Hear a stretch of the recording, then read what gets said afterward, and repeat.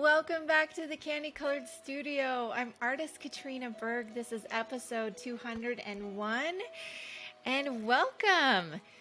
How was your 4th of July? We have like these specific things that we do 4th of July, and none of those things happened this year, which was kind of fun. There were different things that happened. It looked a little different, and I don't know. So we're taking this whole summer thing by storm and just enjoying it all.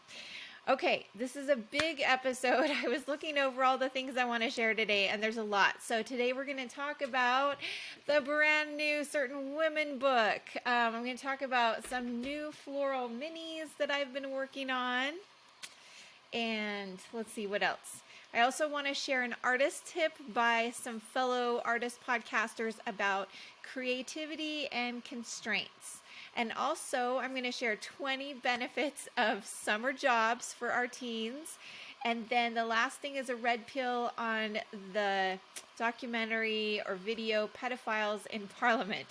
Not quite as exciting as the rest of them, but also needed and important. So again, welcome back to the CANDYcolored studio. I want to share first like my little studio update, and something that came recently that I was really excited about is this Certain Women book. And they've done 3 different Certain Women shows, and each show has a different theme, but this is the first year that they took all the artwork and put it into an absolutely stunning book. So, many thanks to the ladies. Our organizers are Nicole Woodbury, Mary Brickey, and Laura Erickson, and I believe Nicole was the one that put this together. So as you can tell, this is not a very thin book. And for those of you listening in podcast land, there is a video version of this. You can go to Spotify and search up CANDYcolored Studio, or you can also look on my YouTube channel and you'll find it. But as you can tell, on the back of the book, it shows all the artists that participated in this latest show about Heavenly Mother. And the theme was reflections on a mother in heaven. Anyways, again, if you didn't get to go to the show, or even if you got to go to the show, this is an amazing treasure because it has so many great things. It's got the talks that were shared. There were a lot of events with this show, and so the transcripts from those, like for example, MacArthur Krishna, my dear friend MacArthur, her talk is in here, A Guide to Heavenly Mother, and so that was really cool. And we also have, let's see what else is in here. Oh, another neat thing is that there were different themes within the show, like different rooms based on theme, and so the book is also organized by that. So you've got let's see, the first category is as a woman, so Heavenly Father as a woman. So all the artwork that kind of fit into that category was in those rooms, and it's in this section of the book. And then the next one was as a creator, so Heavenly Mother as a creator. Then Imagery of the Divine Feminine was another amazing event with Heather Belknap and Sarah Coyne, and that was, so it has all of their notes and thoughts as well. And then we've got, let's see, I feel like I'm missing some themes here. Oh, as a partner, and then there may have been one other one. Anyways, really, really neat stuff. We also had an amazing talk with, let's see if I can find it. I know it's in here. You gotta love how I can't find stuff. But oh, here we go. There's also a whole section on awards in the back, and then Valerie Hudson, who a lot of her work was like the inspiration for a lot of the pieces, and she came and has a summary of her talk, and that's really cool. So okay, so all those things aside, the artwork. If you go and listen to episodes 164, 165, 166, and 167, you'll get to hear a lot more about these pieces, but I'll just give you a little peek. So in the book, there's a gorgeous image, at least one big image of every piece, like this one of Karen Fawcett I absolutely love this piece. I think we talked about it in one of the episodes, but again, it's really great because it has the artist statement along with the piece, and so that's really cool. And then, oh, here's mine. So you can see mine was fun because they actually let it like cover 2 pages. And then with my statement, I actually have all the symbolism for each of the plants, flowers, fruit that I shared within my piece. And so it has all the symbolic meanings as well as a general statement about my piece. And then, let's see. Like I said, this is a big book. It's really amazing. This is another gorgeous piece by Rebecca Clint. I love Rebecca. She's amazing. Hannah's Gift. She uses pieces of wood that she pieces together. And this is all about Hannah as a mother and realizing that she has a mother too. As in Hannah in the scriptures that gave up, was it Eli? Not Eli. Oh gosh, this is bad. Who's the prophet? Samuel. Okay, so anyways, it's all about that story. Really beautiful. And then I wanted to share with you one more piece. This is my dear friend and roommate from college, Nancy Andrick Olson. And this is her piece. And really, this book is so great, but of course it doesn't always it's not the same as seeing the pieces, but you get a real feel for them. And then I just wanted to read her statement. She says, "The path to being a mother here on earth is made together with a father. The precarious journey is traveled in the same way that our heavenly parents made this journey. What we know of them is limited to our own experience and ideas of what their lives are like. Our own earthly experience only gives us a small window into the life of a heavenly parent. Quote, every which way, end quote, depicts the beginning of this journey as outlined by Valerie Hudson in her talk, quote, The Two Trees, that she gave at the Fair Mormon Conference of 2010. And that is an excellent talk if you haven't read or listened to it or both. It's great. Hudson's story describes 2 people and 2 trees, each with a purpose and responsibility. It is the mother's responsibility to start the journey by offering the red fruit of the first tree, which allows us to live our lives and make choices here on earth. It is the father's responsibility to offer us the white fruit of the second tree, which is the gift of eternal life on the way home. These trees are guarded by the cherubim and the flaming sword. Both roles are essential in facilitating this journey, and both are equal in importance. This knowledge can help us negotiate the arduousness of being parents. It also gives us more admiration for the bravery of our Heavenly Mother who took the first step." So, beautiful, beautiful piece. I don't know how well you can see the details in this coming from the camera, but you've got a man and a woman under basically the tree of life. You've got the cherubim and the flaming sword. And this mixed media piece was just so incredible. Yeah, I love it. Okay, so again, gorgeous, gorgeous book. Certain Women. You can get this on Amazon. I'll put a link in the show notes. But you can also just search up Reflections on a Mother in Heaven or just Certain Women. It should pop up. I think that's how I found it. Okay, number 2. So when I was doing those, I did a little mini sunflower for the Water for Life charity event. And I thought to myself, what if there's more than one person that wants these? So I went ahead and did a couple more. So we've got this cute little one, and they look very similar. Like you can tell it's in the same series as that big piece, Softly as in a Morning Sunrise. And you can learn more about that piece. Maybe I'll share that painting again in the show notes. But these are little mini versions of that series.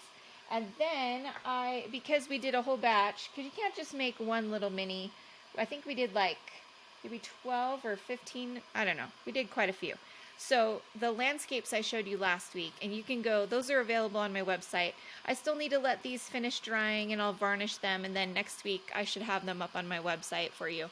But there's another cute little floral, and all these flowers actually that I painted from came from, there was the panel that Catherine Sontag and then MacArthur Krishna and Bethany Spalding of, anyways, they both talk and do books about Heavenly Mother, and I've shared interviews with them on this podcast, and more recently with Catherine Sontag with her brand new book. So when I was at that event, I ran back and, long story short, they sent me home with all these flowers, and I was like, they're like, do you want these flowers? I'm like, yeah, I'll paint them. So these are all the flowers from the event. I don't know how clear the image is, but you can kind of see, yeah, the little, I think is that all of them? Maybe I have one more. I think there's 5. There's 5 from the event flowers. And I just grabbed all my different vases and started arranging them, and it was actually really fun. I've never had that many flowers to work with, and so that was amazing. So thank you to the beautiful family and sisters that sent me home with those flowers. Anyways, yeah. Okay, so that's kind of a studio update. Let's jump into this artist tip. So the Artist Soar podcast, my dear friends, there's 3 of these lovely ladies, Jules and Rachel and Stephanie, that do this podcast together. And each podcast is kind of like a panel. They take a topic and then they kind of give all their feelings and thoughts and experiences on that topic. Well, their episode number 45 was called, Does Creativity Require Constraints? And I thought this was such an important topic because I think that when we imagine artists and when we describe them, when we imagine what their life is like, we see this like free-flowing, it's just like no boundaries, no constraints, nothing. It's just artists just do their thing. However, I don't want to be a myth buster today, but when I think about the artists that are truly successful, I feel like most of them work in series, right? Like they have these specific series that they work in. Well, what is a series? Basically a series, and I talk about this a lot on the podcast, like when you're getting going or when you're stumped or, you want to like really dive into something, you kind of, the whole idea of the series is having constraints. So for me, a lot of times it's like, okay, well, I'm going to do, like, for example, this is like a mini floral series based on those flowers that came home from that panel event about Heavenly Mother. And so that was kind of my constraint. And then I guess the other constraint was the size. They're all the same size. They're 4 inches. These minis are 4 inches total with the frame. And so you have this small amount of space to work with. And then, of course, they're all just, I put them all in vases, very similarly placed. The vases were different, but the actual composition, they're all kind of in the center. It's really hard. Like I've tried to off-center some of these minis, and sometimes it's hard because it's just such a small space that I have to work with. So they tend to be really, really similar. So again, the constraints would be the size, it would be the subject, it would even be the composition of what I'm working with, right?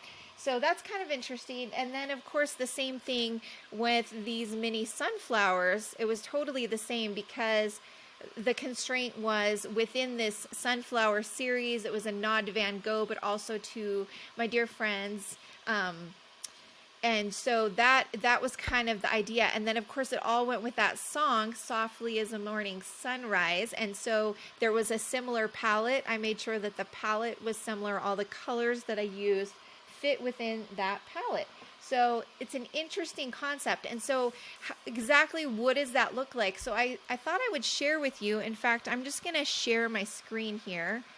I'm going to share some artists, designers that I have been just following for inspiration that just really like lift my spirit. And you can see their particular constraints, like the box that they're working in, right? Okay, so here we go. Share, share, share. Okay, so this first artist, his name is Tomokatsu Matsuyama. Let's just hope I said that correctly. I love his work. So my dear friend Nancy Andrek Olsen that I already mentioned earlier in this episode, she shared his work with me from a book like Modern Landscapes or something. When we went to Scotland, we were talking about it and I came home and bought it and it's been incredible. So His work is just absolutely amazing. You can tell that he has a very consistent color palette. He also has a very consistent style, and it's very unique just to him. Like you could say, oh, it's pop art, it's modern, it's this kind of like neon electric, almost like going to, I don't know. It's absolutely incredible. You really get a peek into Tomokazu's world and exactly how he kind of sees life, and I just love it. And then of course his shapes tend to be a little out of the ordinary, which is so intriguing to me. I love curve with art and anything that's a little bit out of the ordinary. So his work just is totally inspiring to me. Then let me show you as an architect that I started kind of following recently. He did an art studio for the artist Chad Little, who lives in Arizona.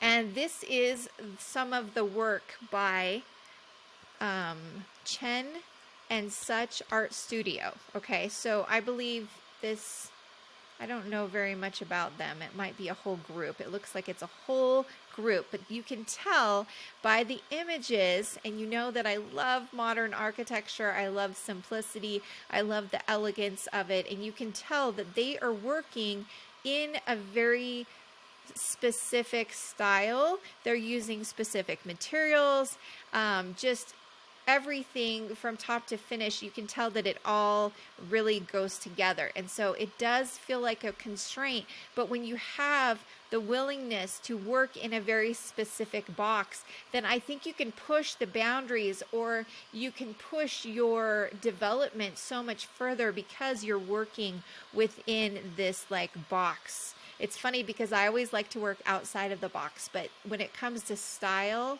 I think it's so important to really push the envelope. While you get in the box, then you're pushing the envelope of the box, and it's just exciting to see what happens. Okay, so here is a potter that I've been following, and I love how again, we've got very, very similar vessels in size and also just the shape. So obviously she does have different sizes, but the color scheme is similar. It all is very just these earthy tones and the different types of pottery that she's using. It's just absolutely incredible. I love it. I believe she has a studio and a shop in Paris. So next time you're there, the name of her shop, she's Kim Lay or Kim Lee. I'm not really sure how to say it, but she's in Paris, and it's called Atelier Kim Lee or kimlay.com. And I'm thinking it's Lay because it looks like there's something above the E, but I'm not totally sure. Anyways, totally check her out. I'll leave links to all of these things that I'm sharing with you today. Again, very inspiring. The next one I want to show you is a shop that I found on Instagram that I've been following for quite a while, and it's called Modern Millie. And there's just something about vintage clothing that is just so appealing to me. I love their bravery with patterns and colors. It's funny because a lot of these things I would never wear, but I love to see it. And maybe I would totally wear the style, but I may not wear all of these patterns. It's interesting. There was a time in my life when I wanted to be a little bit more bright and stand out, but lately I don't necessarily want to. I think it's just so funny. I mean, look at this. I'm wearing my Business of Art t-shirt. Woohoo! To all our Business of Art friends down in Sears, St. George, so much love to you. But again, sometimes I just don't want to particularly stand out when it comes to pattern and color, but that doesn't mean I don't enjoy and find inspiration. Like, it just makes me happy. Isn't that funny? Okay, so let me show you something. You can tell that their whole shop has this same vibe. They're working within a time period, a color palette, the style of the clothing.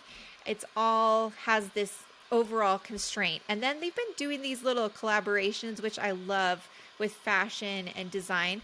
And this one is called Erstwilder. Erstwilder is the group or the designer they were working with, and you can tell that there's scarves that go with the clothing, and then these gorgeous pieces of jewelry, brooches.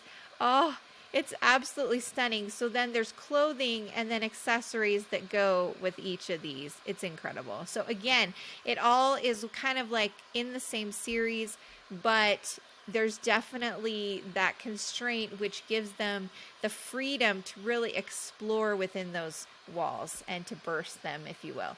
Okay, the last one that I want to show you is another designer that I found on Instagram, La Flor Paris. And of course, they're in Paris. It's a mother-father duo, and they design these gorgeous designer bags, and they use cork with their materials. And oh, it's just incredible. I have not bought one, but you guys, it's on my list. In fact, I really want to buy one of these for a laptop, and I love the direction. Usually laptop bags are horizontal, but I have a hard time walking with it, and I thought maybe if I had a horizontal bag with different options, like this one you can wear as a backpack, a shoulder bag, has a hand strap that you can just carry. So lots of options, but she has many other things. She's got small bags and bags for travel and little bags for your makeup. And you can tell again that it's all within this, the constraints would be the materials, the actual style, the design, and then the simplicity of the products that she and her dad are offering. So again, here's a cute picture of them. Ellie, I'm not sure, and Natasha. That's the father and daughter duo. So there you go. They're really amazing. So, well, okay, I'm gonna stop sharing my screen now. Okay. So going back to our topic. So yeah, so I would just say, whatever it is, if you are trying to be more creative or you're wondering why you're feeling like stuck, you can ask yourself, okay, do I actually need constraints to inspire this creativity? And then I would totally recommend that you check out episode number 45 of the Artist Soar podcast, because they talk about this whole topic in completely new ways. They dive into a lot of different things that I think are just totally valuable, and I did not cover any of the same stuff. So totally check it out. I will put their show, I will embed it in the show links for this episode 201, and just go on my podcast page of my website and you'll find it. Okay, so this is a fun topic that I wanted to kind of cover today. So our oldest 3 kids have been really busy this summer just investing in their summer jobs. And I feel like there's been so much growth and so many good things that I've noticed in this process and that I wanted to share with you. And then also I would love to hear about your experiences doing summer jobs, whether it's your own, your kids, your neighbors, and what growth and great things that you've seen come because of it. So again, I've got 20. But the first one I thought is so great about summer jobs is that it's not permanent. It gives them the courage to try something they wouldn't normally try, because they wouldn't want to be stuck thinking, this is my job, this is my career choice for my whole life, right? And obviously, I feel like I've talked about this a little bit in a previous episode, but I feel like our age group and also our children, our generation tends to have more than one jobs. Most of us didn't say, oh, I'm going to be an engineer, and that's all we did our whole lives. Many of us have tried lots of different things. Even those that eventually became engineered did try other things first, and maybe that helped them realize they wanted to be an engineer, right? So I love the aspect of it not being permanent. Number 2, it gives them an opportunity to try all the things, all the positions, all the different tasks, to learn new skills. They can stretch, find gifts that you didn't know you had. I definitely noticed that when I was getting different jobs during the summer between college and high school. I feel like it really helped me realize that some things came easier to me and some things were not. So for example, some of us will discover that it's really easy to work with others, and others might realize that their gift is in communication. They're really good at communicating. So there's lots of different things that we can learn from these experiences, and just like within the job, learning different like trying different things within the job. Okay, number 3, I feel like a summer job tends to have less stress and more adventure, more freedom to learn and to grow, and probably most important, to fail, right? How many times have our failures actually been the most beneficial thing or helped us get to the thing that we really find joy in, right? So again, that's number 3. Number 4 would be, I love the sense of pride. When our middle boy comes home from his job doing his dishes and bussing at Lola's, he is just on fire. He just feels so much sense of pride. He found joy in his work that he may not have found doing here, because we all have dish days here at home, and yet I think that he's finding a new way to like find joy in that task that he's been doing since he was probably 5.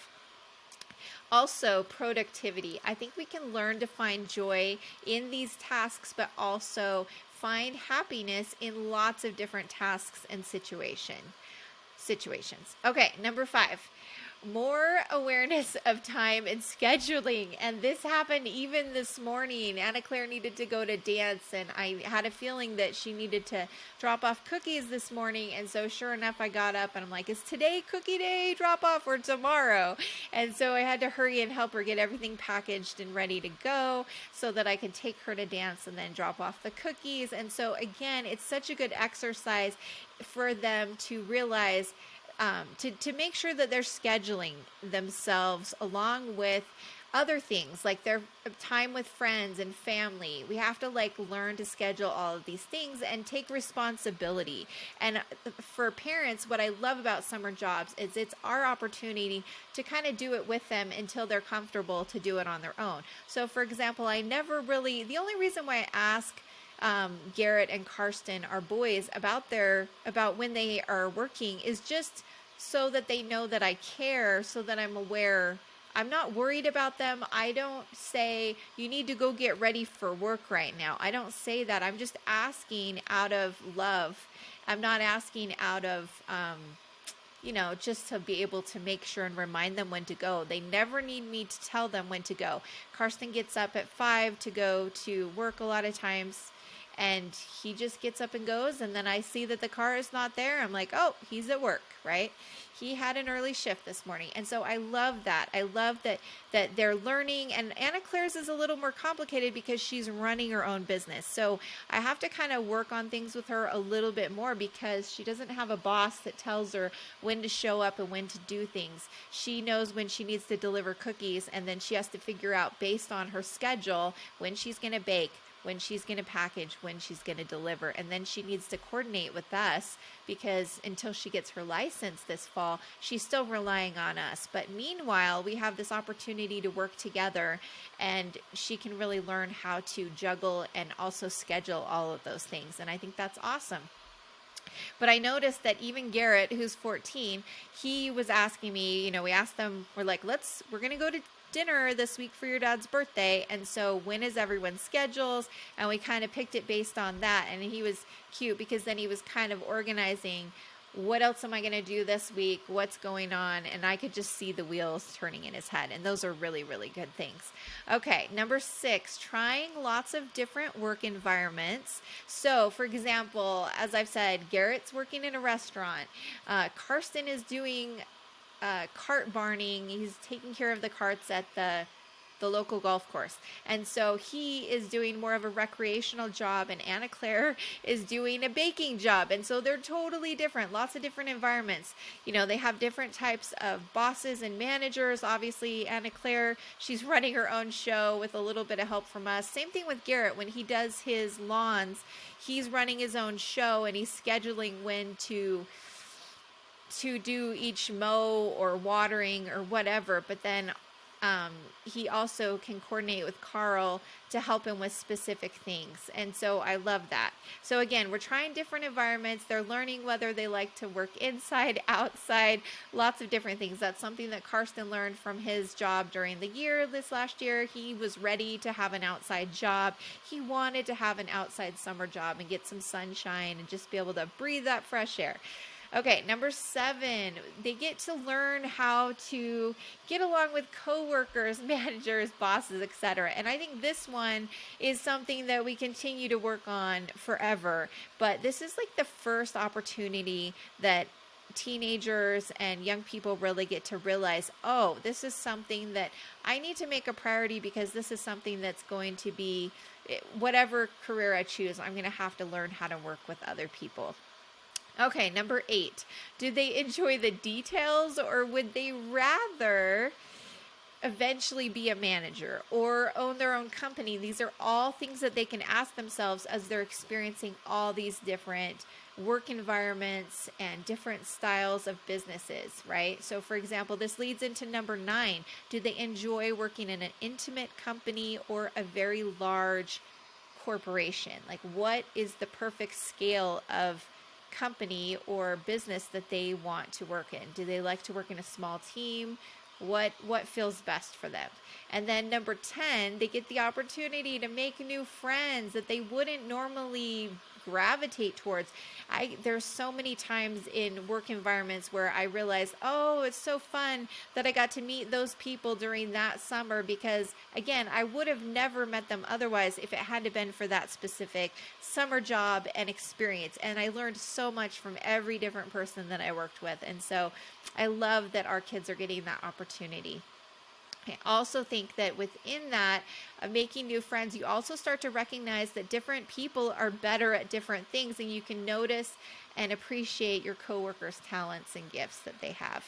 Number 11, I love the lower wages perspective, right? It's so important to understand that when we're starting out, we're not going to get paid what we hope to get paid, late in our career. And what is it that's required to be able to make more money, but also how does that help me decide where I want to work? How does that help me decide if I want to work for someone or if I want to have my own business? These are all things that kind of help us. We can get a better vision of the future as we take on these very simple jobs and kind of know where we want to go. Number 12, we can discover what we really enjoy and what we really don't enjoy. What are our strengths? What are our weaknesses? It is so good when we get to enjoy and love the work that we're doing. And so again, trying all these different things help us kind of realize what is the easiest for us, what's also like what's just in our wheelwright. What were we made to do? What were we created to find joy in? And so I love that one. Number 13, money management. Oh, this is probably one of the biggest ones for us. Our kids don't ask us for money because they have money. They're saving money for specific things, but they also have money to do with as they please. And there's been so many learning experiences when it comes to money management, learning how to do their accounting, understanding what taxes are, all these little things that just the earlier we start understanding what it means and really like just diving in and being a part of it, it's going to make the rest of our financial future so much easier. Number 14, the work, rest, and social balance. I think this one is key because this is, again, something that we're going to have to work on throughout our lives, but why not start to learn how to do this in a very low-key, less stressful, less committed environment? And so I've watched that all summer. I've watched the kids kind of, like I said, they schedule certain things about what's going on with their family and friends and work, and I think that's super important. Okay, number 15, doing hard things. It is hard to ask your boss for time off. It is hard to call in sick. It's hard to do so many things. And these simple summer jobs give us the opportunity to learn how to just, to see the best way to do it, or to be brave, or just to communicate better. Again, so many good, hard things that happen with even the simplest of jobs. All right, learning when to share and how it will make the experience better or worse. So this is number 16, and I think about I'm going to tell a very specific story, but like I said, our oldest has been working on the golf carts at the golf course. He cleans them, he helps, just make sure everybody gets what they need. And he noticed that he complained to me actually, one of his coworkers was kind of overwhelmed by how many carts that were piling up. And my oldest said to me, Mom, it's not even a busy day. This is just a normal amount. And I'm like, okay, well, they're in the sun. This is probably this teenager's very first job. There's all these thoughts going through my head. Well, we kind of talked about it a little bit. And then a couple days later, he told me that maybe it was even a couple weeks later, there were several employees that were getting frustrated with this particular employee because they weren't working fast enough, they weren't working hard, whatever the problems were, there were things going on. You can kind of guess what was going on. And so one of the managers was going around talking to everyone, trying to understand what was happening. And he said to Karsten, what do you think about this particular coworker? And Karsten said, I plead the fifth. And that's all he said. And I was so proud of him because I'm like, would I have just said that? Would I have been mature enough to say, I'm not saying anything? You've gotten stories from other people. You can probably gather what's going on. You can watch for yourself. And Karsten chose not to say anything. And then his manager said, oh, I understand what you're saying. And I love, that was such a valuable learning experience. And I learned a lot from it because I'm like, it's true. Sometimes we should share, and other times, is it going to make the situation worse? Is it better just not to say anything? And I was super proud of him. So that was number 16. Learn when to share and if it's going to make things better or worse. Okay, 17. I think this is another good one. There's a lot of logistics to having a summer job. Sometimes you have a specific uniform and it has to be cared for in a certain way. It's created with certain materials, or maybe you work with certain tools or materials that you need to have on hand. For example, with Anna Claire, we need to make sure we have all the recipe ingredients before she starts baking that day. And so there's some communication that comes with that. With the boys, they have specific uniforms that they wear. So they're constantly doing laundry to make sure that they have something clean to wear before they try to go to work. So again, lots of good learning things here. I can't remember if I told you guys this, but one of my brothers was at BYU and we were living here in Midway, and my mom called and said, I'm concerned. And she's like, why? She says, I don't think your brother's doing his laundry. I said, well, I know he's not doing his laundry. But she said, well, how do you know? I said, because he came here for dinner and he and his roommate stank so bad. And she's like, well, I need to come and do his laundry. I said, no, you don't need to come do his laundry. There's no sense to fly from California to Utah or drive to come do his laundry. He's 18. Actually, he was almost 19. He's old enough to do this. And the best thing to do is just let him do it. She's like, well, what if he doesn't do his laundry? I said, eventually he will do his laundry. She said, how do you know? I said, because eventually he's going to want to take a girl on a date, or he's going to want to sit close to someone, and he's going to want to have clean clothes when he does that.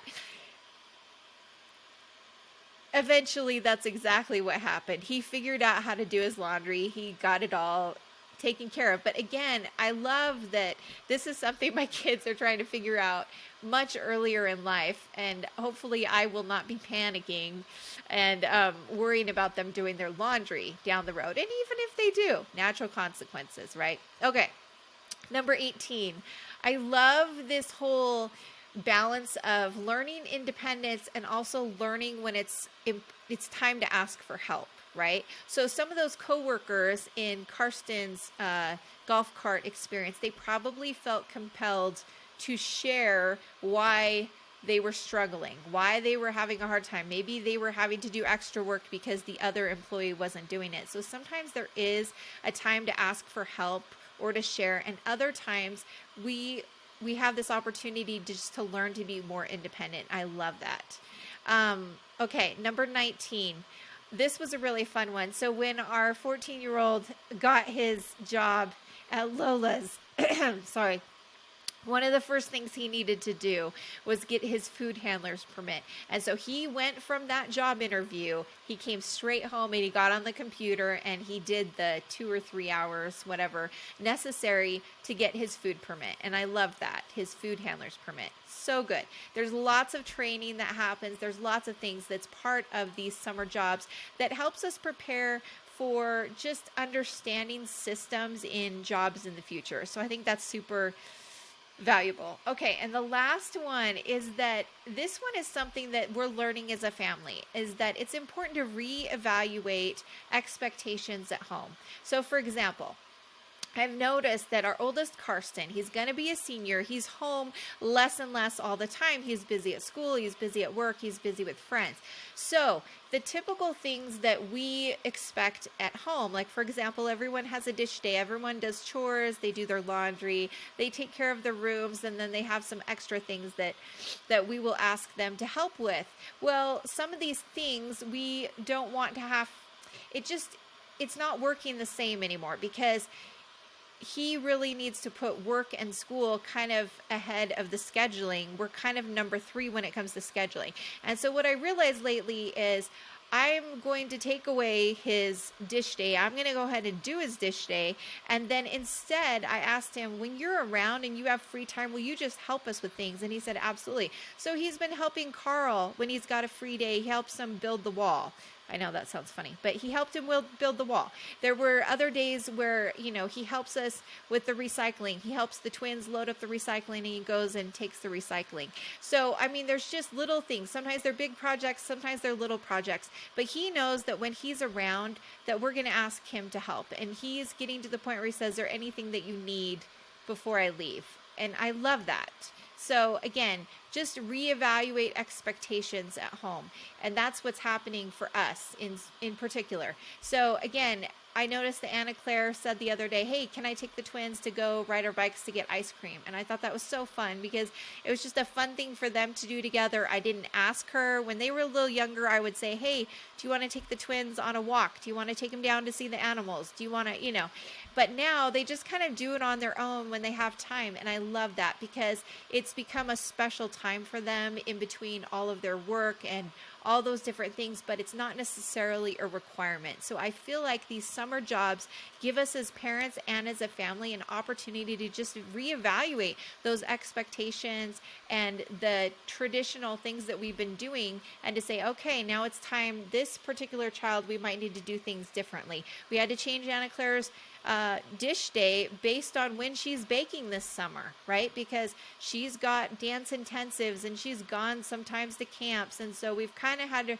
to switch around different things just based on that. And so it's been a really great opportunity. Okay. Lots of fun things with summer jobs. I'm going to end the show with a red pill.